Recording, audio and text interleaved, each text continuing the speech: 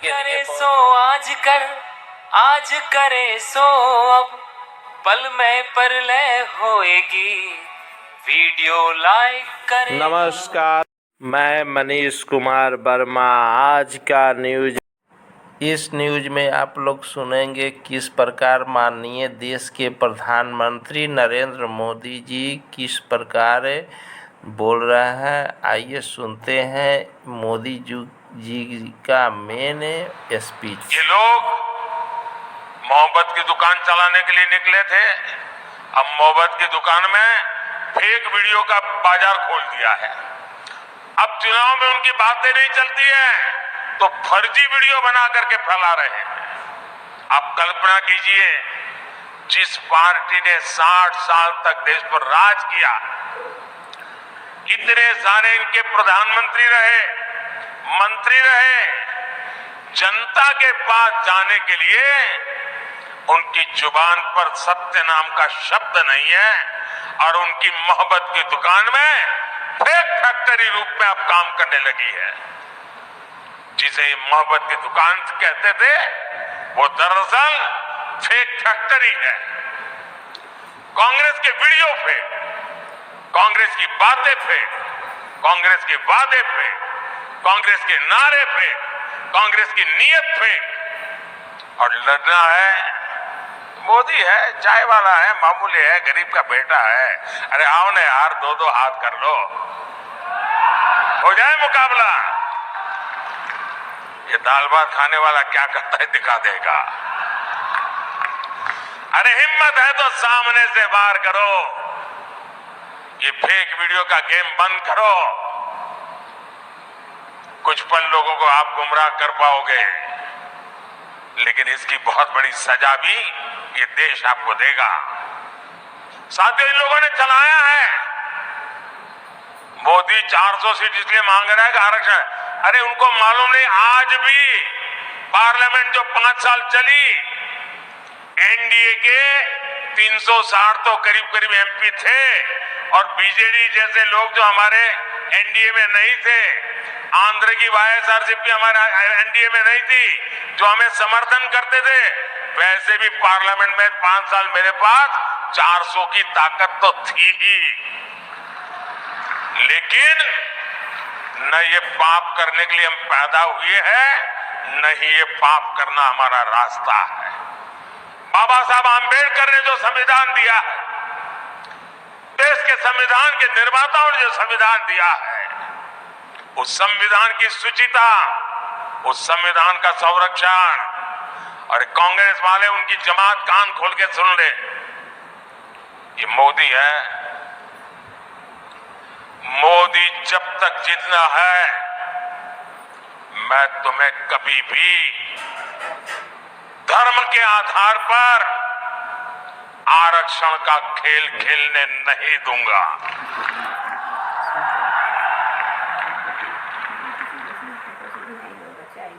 SC, ST, OBC और सामान्य वर्ग के गरीब, उनको जो आरक्षण मिला है, संविधान के तहत मिला है, बाबा साहब आंबेडकर के आशीर्वाद से मिला है, उस पर रत्ती भर भी कोई लूट नहीं सकता है।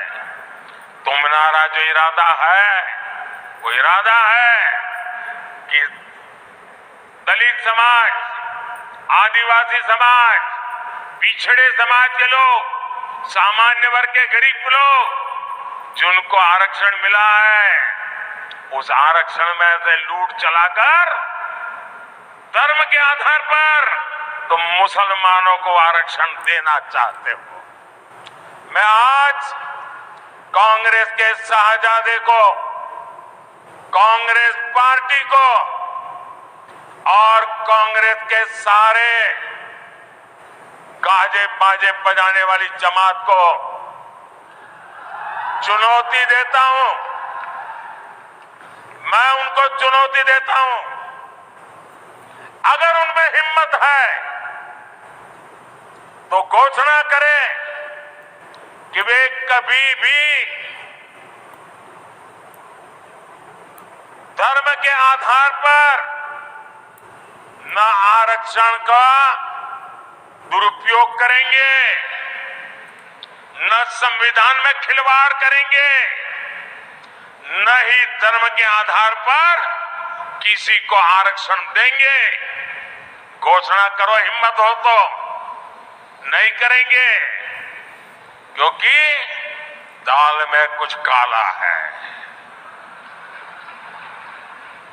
मैं डंके की चोट पर कहता हूं उनको, और मैं दुनिया और देश के सामने रिकॉर्ड पे कह रहा हूं, भारतीय जनता पार्टी को जब तक बीजेपी है, जब तक मोदी है, बाबा साहब आंबेडकर ने, भारत के संविधान ने एससी, एसटी, ओबीसी और सामान्य वर्ग के लोगों को जो आरक्षण दिया है उसकी पूरी रक्षा की जाएगी। उस पर कोई कभी चोट नहीं आने दी जाएगी। और जो लोग धर्म के आरक्षण दाम पर देना चाहते हैं, क्योंकि उन्होंने आंध्र में प्रयोग कर चुके हैं, वे कर्नाटका में प्रयोग कर रहे हैं, वोट बैंक के लिए दलितों का आरक्षण छीनना चाहते हैं, वोट बैंक के लिए आदिवासियों का आरक्षण छीनना चाहते हैं, वोट बैंक के लिए ओबीसी का आरक्षण छीनना चाहते हैं। कर्नाटका में उन्होंने क्या किया? रातों रात सभी ओबीसी समाज को, उन्होंने मुसलमानों को ओबीसी घोषित कर दिया, और ओबीसी को जो आरक्षण मिलता था रातों रात डाका डाल करके उसका एक हिस्सा लूट गए। क्या ये देश में चलेगा? क्या चलेगा? क्या ये चलने दूं क्या मैं? और इसीलिए आज झूठ फैलाने में लगे हैं, गुमराह करने में लगे हैं। और इंडी गठबंधन को मेरी ये चुनौती है कि घोषित करे कि वो गारंटी दे देश को, लिखित में दे, क्योंकि उन पे भरोसा नहीं कर सकते, कि वो धर्म के आधार पर आरक्षण नहीं देंगे। घोषित करें। दूसरी घोषणा करें, एससी, एसटी, ओबीसी और सामान्य वर्ग के आरक्षण को कभी भी हाथ नहीं लगाएंगे। करे घोषणा? नहीं करेंगे। मैं जानता हूं ये कभी भी ऐसा लिखकर नहीं दे पाएंगे। और देखना आप, मीडिया का उनकी जो जमात है ना, जो उनके गाजे बाजे बजाते हैं, वो मेरी इस चैलेंज को ही दबा देंगे, क्योंकि उनकी रक्षा में लगे हैं। पर भाइयों, તમે ગુજરાતીઓ મને મોટો કરો છે ને તમે ચિંતા કરો, હા? એમનો ખેલ પૂરો જ આ વખતે।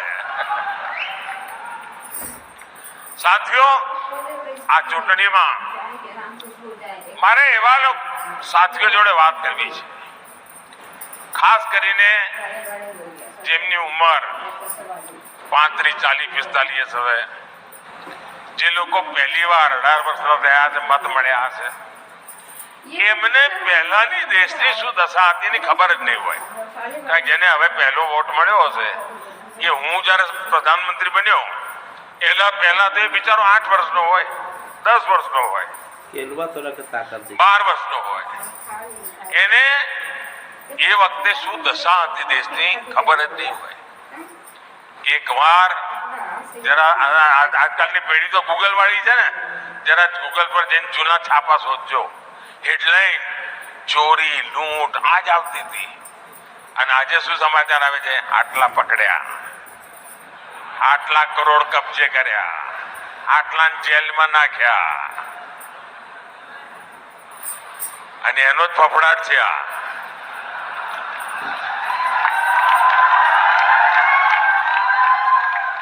તમે મને કહો ભાઈ, આ દેશના લોકોની કાળી મજૂરી કરીને જે